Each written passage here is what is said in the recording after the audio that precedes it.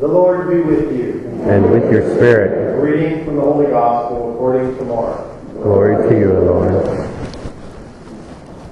Then they came to Capernaum, and on the Sabbath Jesus entered the synagogue and taught.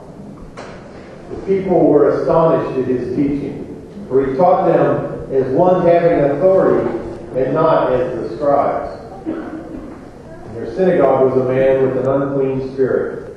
He cried out, "What have you to do with us, Jesus of Nazareth? Have you come to destroy us? I know who you are, the Holy One of God." Jesus rebuked him and said, "Quiet, come out of him."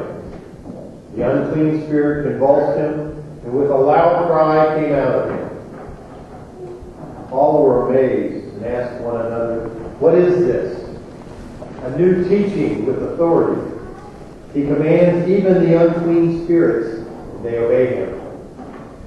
His fame spread everywhere throughout the whole region of Galilee. The Gospel of the Lord. Praise to you, Lord Jesus Christ.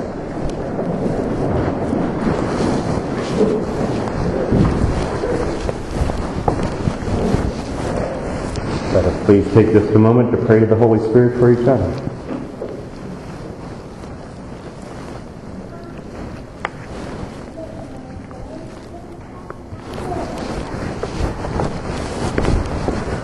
Wouldn't it be great to get through this life with no anxiety? As St. Paul says, anxiety can be paralyzing. There's a big difference between being anxious and having anxiety. You can be anxious if you're about to take a test or a job interview or maybe even going on a vacation. But anybody who's had anxiety knows that it can be paralyzing. You can wake up shaking, you can't focus, you can be nauseous. Anxiety can take over, and many people have to even be medicated for it. But how do we get rid of anxiety? Well, oftentimes, as we hear, there are unclean spirits that we need to rid ourselves of to help us get rid of anxiety. I'm not saying that's what causes anxiety, but oftentimes in confession I'll hear somebody who's been carrying around some guilt for years that has been causing their anxiety. Once they let it go in confession, oftentimes that anxiety goes away. So we have to think of what unclean spirits in our life do we need to get rid of. Moses said in that First Testament reading that God will continue to raise up prophets from among us. And it's hard to think of ourselves as being a prophet, but we are all prophets if we get rid of those unclean spirits that keep us from doing God's will. As you all know, we just got back from our mission trip down in Jamaica, where we build and paint houses for the orphans down there. And as I told you once before, in Jamaica, if someone has a deformed or retarded child or an autistic child, they simply leave that child at a police station or a grocery parking lot or something. And these wonderful people in the middle of the mountains of Jamaica take care of all these orphans. They live in these huts where there's 6 to 12 of them in 2 rooms with 1 bathroom, and that's what we build and paint for them. But believe it or not, as we said, they're probably happier than any people we have ever met. And we can see the face of Christ in each one of them, so they were prophets to us. There was Lee Chin, who's probably in his 20s, Jamaican. One day we had Mass and he just wandered in and joined us. During our petitions, all of a sudden he stands up in his own language, said the most serious petition even though we had no idea what he was saying, and then calmly sat back down.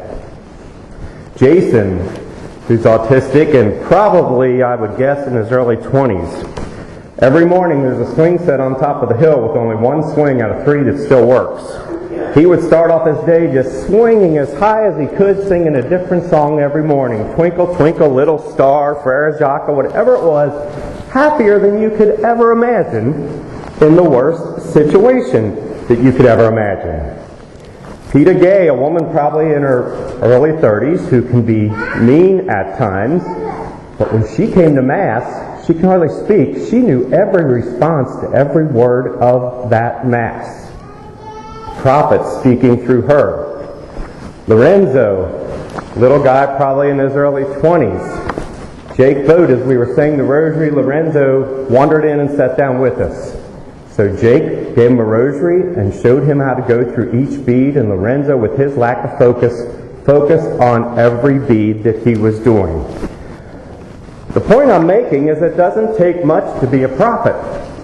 If these autistic, retarded children in the worst situation in life showed us the face of God last week, how easy is it for us to show the face of God to people around us every day?